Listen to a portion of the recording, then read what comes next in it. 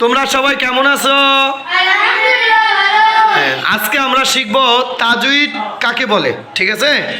এবং এর নিয়ে আমরা কিছু আলোচনা করব। তাজউইদ শব্দের অর্থ কি বলো তো?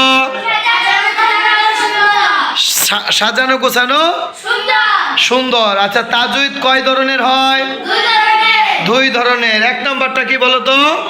বলো। আলিফ থেকে ইয়া পর্যন্ত আরবি 29টি হরফের নিজ নিজ মাখরাজ ও সিফাত সহ আদায় করাকে তাজউইদে বলা হয়।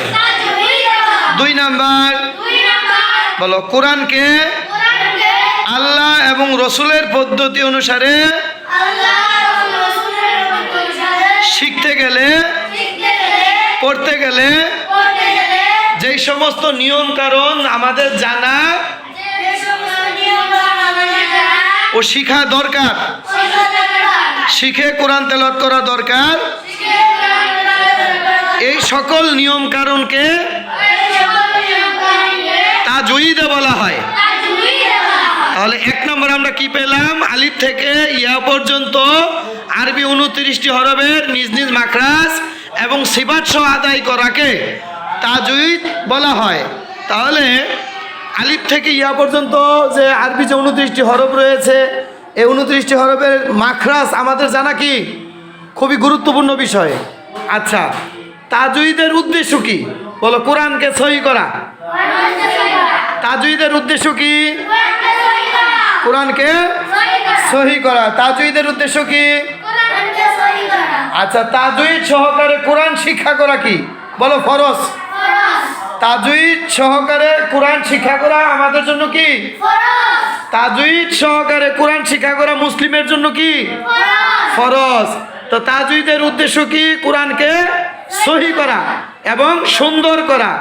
আচ্ছা, তাহলে আমাদের প্রত্যেকটা হরফের মাখরাজ এবং সিফাত সহ আমাদের কি করতে হবে? কোরআনকে শিখতে হবে। এবং শুধু তাই নয়, কোরআনকে আরো সুন্দর করে পড়তে গেলে যেখানে টান, যেখানে গুন্না, এরপরে কোনো জায়গায় একটু দেরি, এই যে সমস্ত যে নিয়ম কারণগুলো রয়েছে এগুলো কি আমাদের শিখতে হবে।